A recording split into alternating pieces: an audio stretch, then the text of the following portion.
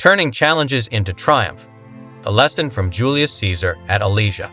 Have you ever felt like the whole world was against you? Like no matter how hard you tried, the odds were so overwhelming that you were destined to fail.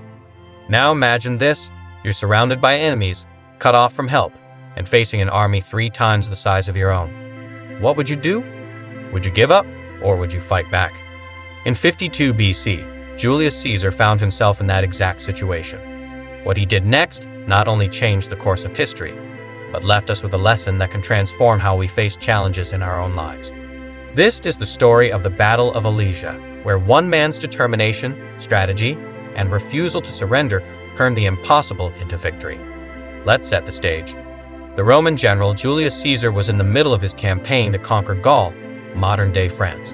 After years of fighting, the Gallic tribes, normally divided and disorganized, united under one brilliant leader, Vercingetorix.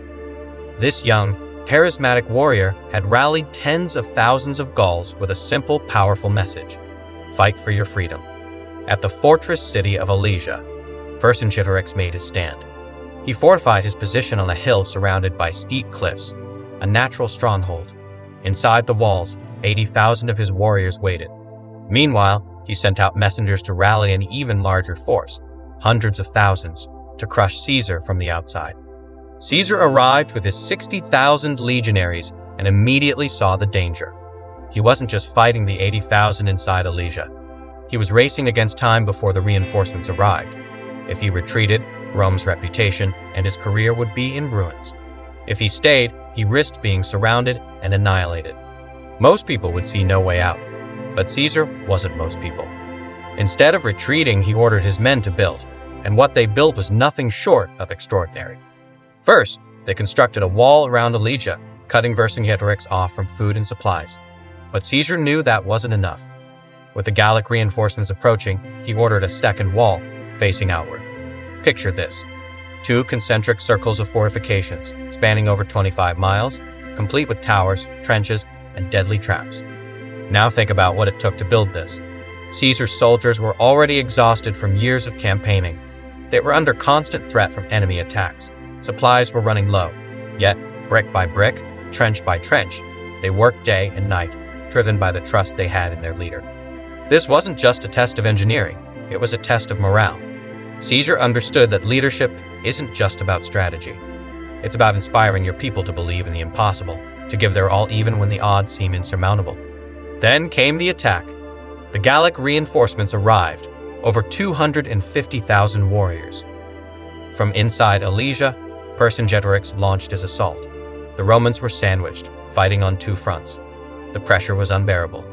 Caesar's soldiers held the walls, but barely. Then, at the most critical moment, when the outer wall was on the verge of collapse, Caesar did something that most commanders would never dare. He put on his armor, mounted his horse, and led the charge himself. Can you imagine what that must have felt like for his soldiers? Seeing their general, the man they trusted with their lives, riding into the chaos alongside them? It wasn't just leadership, it was inspiration in its purest form. With renewed strength, the Romans pushed back the Gallic reinforcements. The battle turned. The walls held, and when the dust settled, it was clear: Caesar had won.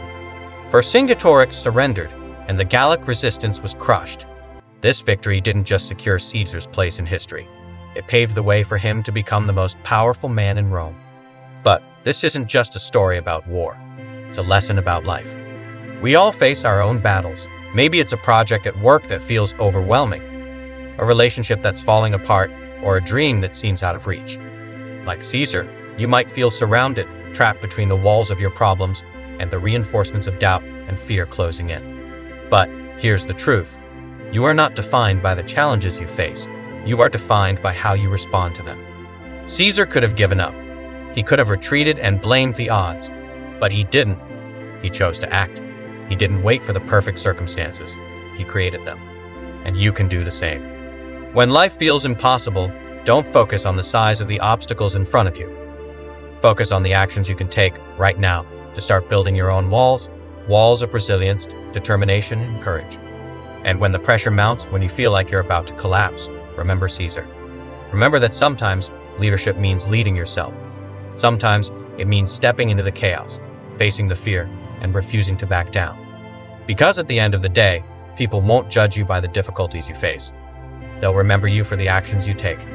So, the next time life feels like Alesia, ask yourself, what will you build? Who will you inspire? And how will you rise? Greatness isn't about never facing challenges. It's about what you do when those challenges come. It's about proving to yourself and to the world that you are more than the obstacles in your way. If you found this story inspiring, imagine how many more lessons we can uncover from history. Lessons that you can apply to your own life to overcome challenges, grow stronger, and create the future you deserve. So, if you're ready to keep learning, growing, and transforming your mindset, make sure to hit the subscribe button. Join our community, where we dive into powerful stories and timeless lessons to help you take charge of your life. Together, we can turn every challenge into an opportunity and every setback into a stepping stone. Don't miss out, subscribe now, and let's start building the best version of you.